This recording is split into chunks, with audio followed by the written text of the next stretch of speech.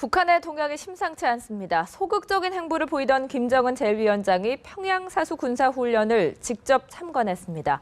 그런가 하면 박근혜 대통령을 향한 비난 수위도 높이면서 긴장감을 고조시키고 있습니다. 김정은의 노림수는 무엇인지 분석해 보겠습니다. 권태호 전 수도군단장, 연합뉴스 문관현 남북관계팀장과 함께합니다. 어서 오십시오. 네, 안녕하십니까. 자, 먼저 지난 주말 동향부터 좀 살펴보겠습니다. 한미가 대북 무력 시위를 이어가면서 김정은 제1위원장이 평소와는 달리 좀 소극적인 행보를 보였었는데요. 이번에는 달랐습니다. 자, 화면을 통해서 확인한 후에 대담을 본격적으로 이어가겠습니다. 조선인민군 제91 수도방어군단 관하 부대들은 방어 전투 임무를, 조선인민군 제105 땅크사단, 제425 기계화 보병사단, 제815 기계화 보병사단 관하 부대들은 공격 전투 임무를 수행했습니다. 경의하는 김정은 동지께서는 냉혹한 전쟁에 대처하자면 모든 훈련을 실용적 실동훈련, 실용적 두뇌 훈련으로 전환시켜야 한다고 지시하셨습니다.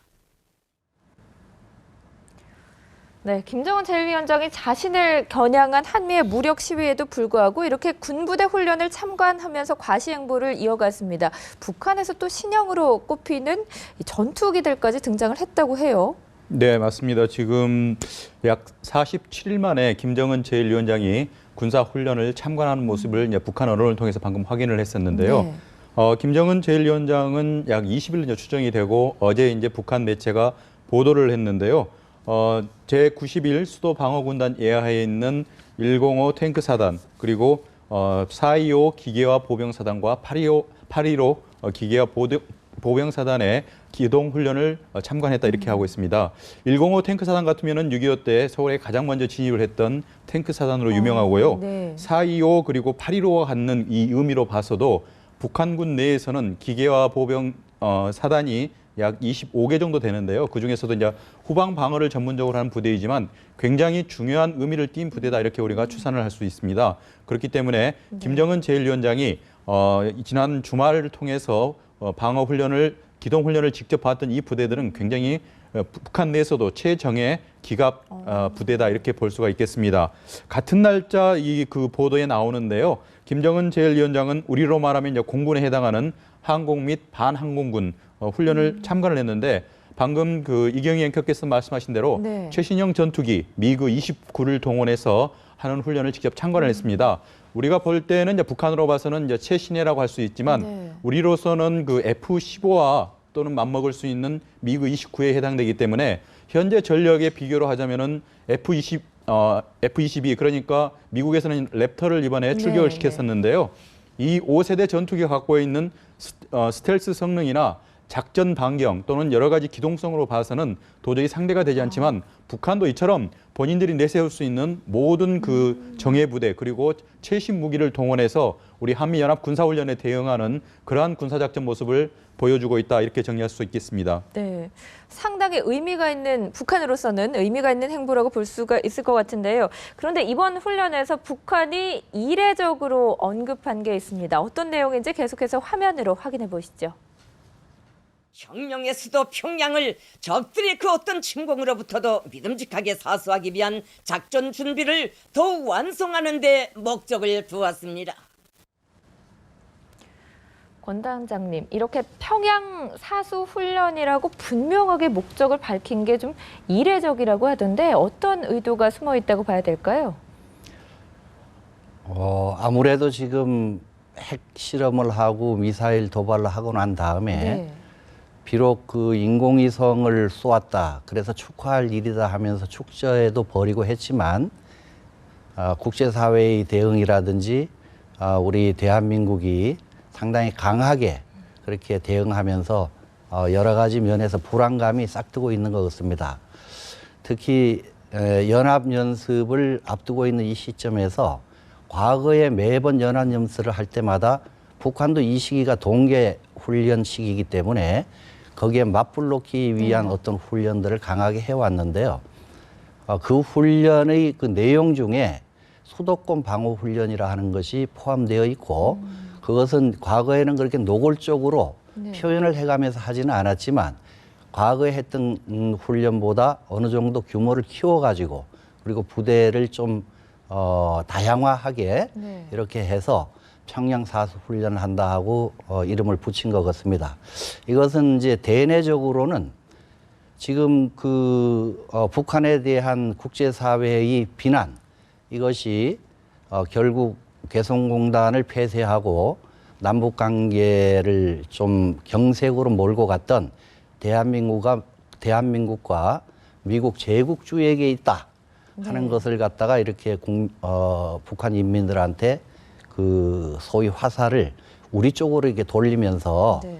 또 한편으로 우리 대한민국에 대해서는 지속적으로 수사적인 위협을 해가지고 긴장감을 고조시키기 위한 그런 두 가지 목적이 동시에 있는 것으로 판단됩니다. 네.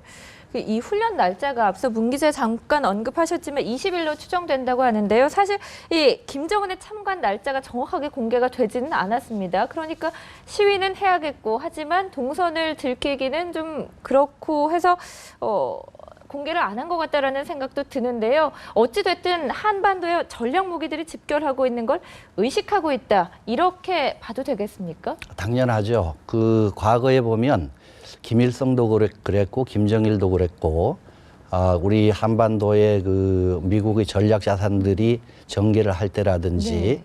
한미 연합 연습을 할 때는 종적을 감추는 일들이 흔히 있었습니다. 네. 그리고 지금 날짜를 밝히지도 못할 뿐만 아니라 여러 가지 합성 사진들을 이용해 가지고 대내 선전은 계속하면서 자기들의 약점이 슬슬 이렇게 노출되는 것으로 봤을 때 네. 아마 상당히 긴장을 하고 있고 김정은도 자기 아버지나 할아버지 이상 가는 그런 그 초조함을 감추지 못하고 있을 것으로 그렇게 판단합니다. 네. 그 말씀 들어보니까 한국과 미국의 무력 시위가 좀 효과를 거두고 있다 이렇게 볼 수가 네, 있겠군요. 그렇습니다. 문 기자, 그런데 이 수행자 명단을 보니까 황병서 총정치국장이 빠져 있고 또 복권됐던 촬영의 모습도 보이지 않고 있던데 추가 도발을 모의하고 있는 건 아닌지 우려도 됩니다. 어떻게 봐야 될까요? 네, 말씀하신 황병서 총정치국장 같으면 지난해 동계 훈련 때 직접 장갑차를 올라타고 네. 훈련을 참가한 모습이 기억이 나는데요.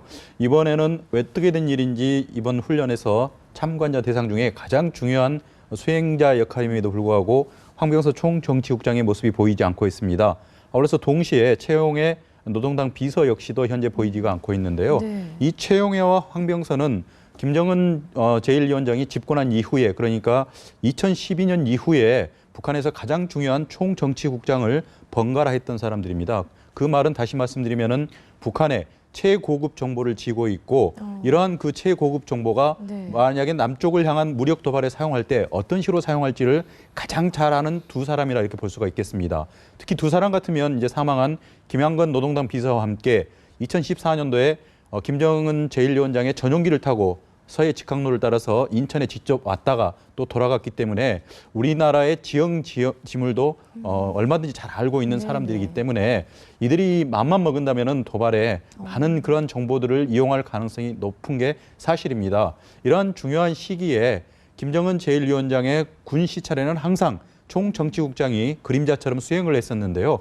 이번에 지적하신 대로 이 두 사람의 모습이 빠져 있다는 것은 뭔가 제3의 장소에서 모종의 역할을 하고 있는 것이 아닌가 네. 이렇게 추정을 할 수가 있겠는데 지금 남북관계 현실로 미뤄와서는 지금 정세에서는 가장 중요한 우리가 추정을 할 수 있는 거는 대남 도발을 준비하기 위한 그런 역할을 하고 있지 않을까 이렇게 추정을 할 수는 있겠습니다. 네, 그 움직임을 면밀히 좀 분석을 해봐야 될 것 같은데요. 리영길 총참모장이 숙청된 후에 이 자리에 리명수가 내정된 게 확인됐습니다. 이 총참모장이라고 한다면 우리로서는 합참의장 자리니까 참 중요한 자리일 것 같은데 리명수의 나이가 또 82세라고 해요. 젊은 피를 수혈하고 있는 김정은이 왜 이 자리에 리명수를 앉혔을까요?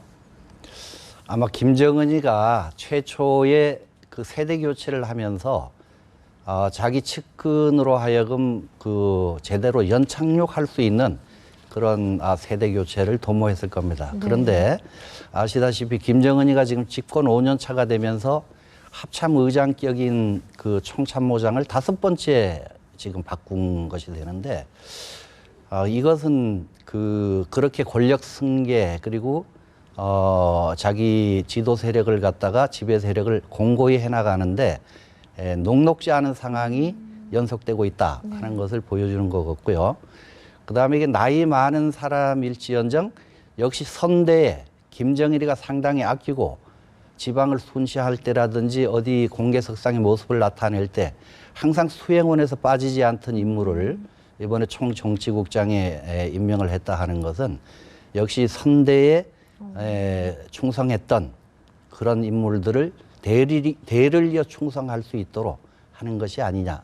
한편으로 군부 내에서는 아마 상당한 그 불안감, 불만감이 싹트고 있을 겁니다. 이런 것을 나이 많은 원로를 통해 가지고 일부 무마시켜 가면서 또 자기 아버지가 강경 노선을 필 때 충성을 다하던 그 인물로 하여금 소위 이 대남 비서에도 지금 상당한 강수를 두는 강경파가 그렇게 임명이 되었고 또 군을 장악하는데도 그런 강경파를 임명하면서 아마 상당 기간 동안에 이 한반도 내에서는 아주 긴장이 아주 커질 것으로 그렇게 내다 보이고 있습니다. 네, 그 말씀 들어보니까 김영철과 더불어서 강경파로 꼽히는 리명수를 이 자리에 내정을 하면서 역시 뭐 대남 도발이나 전략에도 영향을 미칠 수가 있겠군요. 네, 맞습니다. 지금 현재로서는 그 김양건의 후임으로 김영철 정찰총국장을 임명했다는 것 자체가 대남 도발을 염두에 둔 포석으로 많이 해석을 하고 있습니다.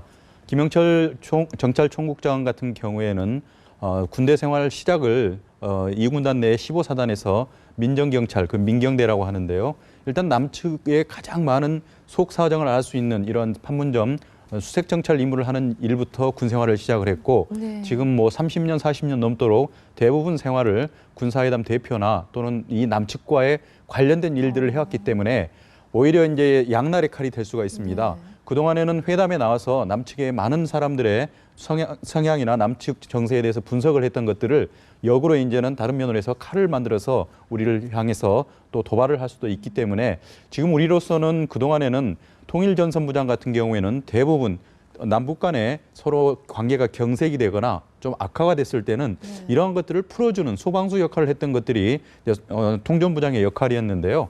이 자리에 정찰총국장을 앉혔다는 것은 북한에서는 대놓고 도발하겠다는 그런 선전포고로 우리가 해석을 해도 크게 무리는 없을 것 같습니다. 네.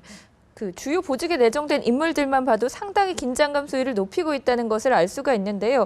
북한이 온갖 매체들을 동원해서 남측을 또 비난을 하고 있다고요. 박근혜 대통령에 대한 막말 수도 좀 도를 넘어선 것 같다라는 생각도 들던데요. 네, 그 조선중앙텔레비전에서 뭐 한시바삐, 뭐 역사의 오물 통해 전해야 될 뭐 특등지향거리라는 이런 그 기사를 냈었는데요. 토요일 날 오후에 제가 이거 프린트를 해보니까 A4 용지로 21장이 나왔습니다. 굉장히 장문에 이런 그 기사를 통해서 박근혜 대통령의 지난 16일 날 있었던 국회 연설을 대부분 반박하는 자료들이 많이 있습니다. 박 대통령은 당시에 이제 북한의 정권 교체까지도 언급을 하면서 북한에 대해서 매우 날선 비판을 했었는데요. 그 이후에 북한에서는 이런 여러 가지 공식 매체를 통해서 계속 어떻게 보면은 그 저질의 막말까지 쏟아내면서 남측에 대해서 특히 박 대통령에 대한 공세를 계속 퍼부어가고 있는데요. 이는 일종의 이제 우리 그 남측의 지도자를 인신공격함으로써 이 남측의 어떤 그 위축시키려는 그런 의도도 있지만 이 북한의 언론이 갖고 있는 속성이 너무 지나치게 저급한 표현들이 많이 있기 때문에 우리로서는 좀 받아들일 수 없는 표현들도 많이 있고 스스로가 이런 부분에 대해서는 받아들일 수 없고 여과할 수 있는 그런 내용들이 많이 있다는 점은 분명합니다. 중요한 것은 이제 북한이 이처럼 박 대통령에 대해서 많은 날선 비판을 한 이후에 어떤 식으로 나올지는 모르겠는데 현재까지는 우리 정부에서 취했던 것들에 대해서 특히 박 대통령이 전격적으로 판단을 했던 개성공단 가동 전면 중단 등 이런 데 대해서는 굉장히 각을 많이 세워놨기 때문에 이런 부분에 대해서 앞으로 어떤 그 보복 조치가 나올지는 한번 지켜봐야 될 것 같습니다.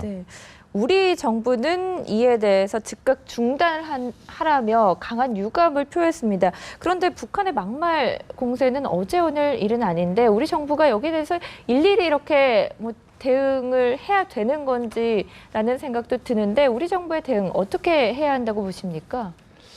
유감이라고 표현을 해야 되겠죠. 그렇지만 그렇다고 해가지고 저들이 막말 공세가 그만둔다든지 아니면은 뭐 축소된다든지 할 일은 만무한 네. 것 같고요. 일일이 대응할 필요는 없고 거기에 구태여 뭐 이렇게 해라 저렇게 해라 주문한다고 해서 될 일도 아닌 것 같습니다. 어차피 우리가 그 심리전을 통해 가지고 서로 네. 이런저런 말들을 갖다가 다 섞어가면서 하고 있는 상황이기 때문에 구태여 그것을 갖다가 좀 수위를 낮춰달라든지 그렇게 할 필요는 없고 이제 그 정도로 네. 유감 표현을 하고 했으면 정말 깡패 국가가 아니고 세계 여론이 주목하는 불량 국가가 아니라면 국가다운 그런 품위를 지키는 표현을 해야 되겠죠. 네. 이렇게 수위 높은 망발을 쏟아내는 국가는 뭐 어디에서도 본 적이 없는 것 같다라는 생각도 드는데요. 문 기자, 그 우리나라가 이 4차 핵실험에 이어서 장거리 미사일까지 발사한 북한에 대해서 유엔 회원국 자격이 없는 거 아니냐라고 문제를 제기했는데 북한이 또 여기에 대해서 반박을 했어요. 네, 맞습니다. 그동안 그 북한의 핵과 미사일 도발에 따라서 유엔 안보리 차원에서는 약 6차례 정도 결의안을 통과를 시켰습니다. 이 같은 내용은 무엇이냐면 북한이 그동안에 유엔을 중심으로 한 국제사회에서 핵과 미사일 도발에 대해서 끊임없이 우려를 표시를 하면서 이에 대해서 여러 가지 압박을 가했는데 불구하고 유엔 회원국으로서 이러한 유엔 차원의 공고를 또는 결의를 정면으로 반박하는 차원에서 네. 무력 도발을 이어왔다는 것에 대해서 오준 유엔 대사가 정면으로 문제 제기를 했습니다. 그래서 지난 그 15일 날 공개 토의 자리에서 유엔에 그 가입할 때 이제 의무를 여러 가지로 선서를 하는데요. 그러한 스스로가 했던 선서를 뒤집는 위반한 여러 가지 사례를 한 그 북한이 과연 회원국으로서 자격이 있겠는가 이렇게 문제 제기를 했습니다. 사실 그 동안에 유엔에는 현재 약 190개 회원 국가가 있는데요. 네. 유엔 국가의 회원 자격을 박탈한 사례는 없습니다.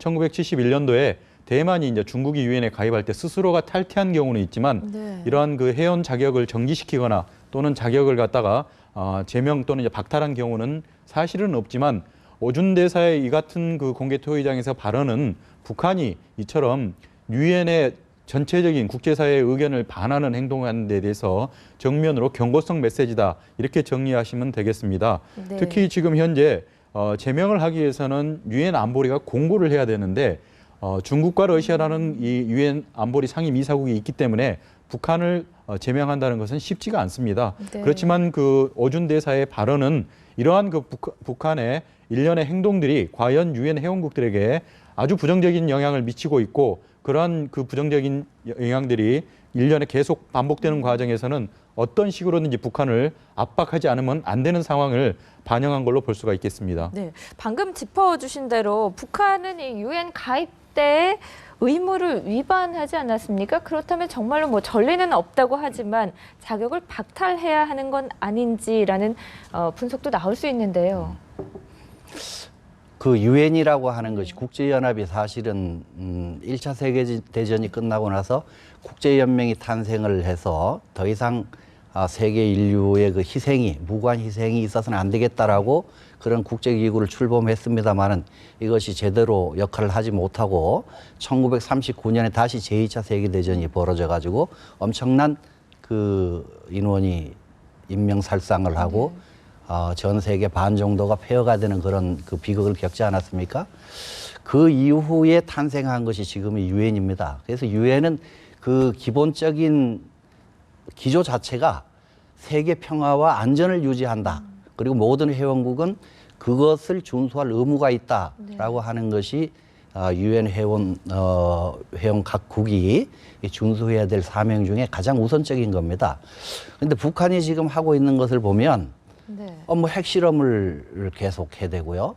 그다음에 장거리 미사일을 이 장거리 미사일은 우리 한반도뿐만 아니라 주변국까지 전부 다 위협에 빠뜨리게 하는 것이고 핵실험이라고 하는 것도 사실 NPT라 그래서 이 핵실험을 통해 가지고 지구 인류가 멸망할 수 있는 그런 재앙도 올 수 있기 때문에 이것을 막자 하고선 국제사회가 지금 노력을 하고 있는 마당에 북한은 그것을 무시하고 계속 또 아까 문 기자님께서 말씀하셨지만은 여러 가지 북한에 대한 안보리 결의가 있었음에도 불구하고 마이웨이식의 행보를 계속하고 있기 때문에 이게 늦은 감이 있지만 반드시 그 회원국으로서 자격이 있는가 없는가 하는 것을 한번 검토해보는 과정은 필요하다라고 생각합니다. 물론 현실적으로 중국이나 러시아가 그것을 뭐 거부하고 뭐 이전과 같이 그냥 유야무야하고 넘어가려고 노력을 하겠지만 우리 입장에서는 그리고 국제사회에서는 분명하게 북한의 행보에 대해서 따끔하게 국제사회에서 니네들이 인정할 수 없을 수도 있다라고 하는 것을 갖다가 이번에 그 토의를 하면서 한번 검토해보는 그런 과정이 꼭 필요하다 네. 이렇게 생각을 합니다. 현실적으로는 좀 어려울 수 있지만 검토를 하고 문제 제기할 필요성은 분명히 있다라는 그렇습니다. 말씀이시군요. 자, 저희가 시간 관계상 마지막 질문을 드려야 될 것 같은데요. 그 한국과 미국이 북한의 4차 핵실험 이후에 확장 억제 운용 연습을 할 계획입니다. 북한의 핵도발에도 대비한 연습이라고 하는데요. 어떤 연습인지도 궁금하고요. 북한이 여기에 어떻게 반응을 할 거로 예상하십니까? 확장 억제 전략이라고 하는 것은 그 소위 과거에 이야기하던 해구산, 네. 미국이 우방국에 대해서 제3국이 핵이나 미사일로 위협을 하게 될 경우에 이것을 미국이 나서 가지고 막아주겠다 하는 것을 좀 더 구체적으로 이렇게 발전시켜 가지고 나온 그런 개념이다 보시면 되겠습니다. 과거에는 핵에 대한 위원회가 별도로 있었고 장거리 미사일에 대한 위원회가 별도로 운영됐었는데 작년에 통합이 돼 가지고 이렇게 확산에 대한 그 통합위원회가 하나 만들어진 겁니다. 네. 이것이 이제 4차 핵실험을 하고 장거리 미사일을 쏘게 되면서 본격화된 겁니다. 소위 TTX라고 하는 그 난상 토론을 통해서 어떻게 하면 북한의 핵 개발을 억제시키고 또 도발 시에 그것을 갖다가 파괴하고 장거리 미사일 개발을 갖다 차단할 것인가 하는 것을 구체적으로 절차를 정립하고 양국이 어떤 역할을 할 것인가 하는 것을 갖다가 규정을 하고 소위 이야기하면 본격적인 어떤 작전이나 훈련에 들어가기 이전에 네. 그 절차를 명확하게 서로 이렇게 규명해 나가는 그런 난상 토론식의 토의다 이렇게 생각하시면 됩니다. 이것은 상당히 발전된 개념으로 우리나라가 미래에 닥칠 북한의 위협에 대해 가지고 미국과 함께 아주 철저하게 대비를 한다 하는 그런 모습으로 이해해 주시면 되겠습니다. 네, 북한으로서도 확실히 위협을 느낄 수밖에 없는 훈련이군요. 그렇습니다. 네, 자, 두 분 말씀 여기서 정리하겠습니다. 오늘 고맙습니다.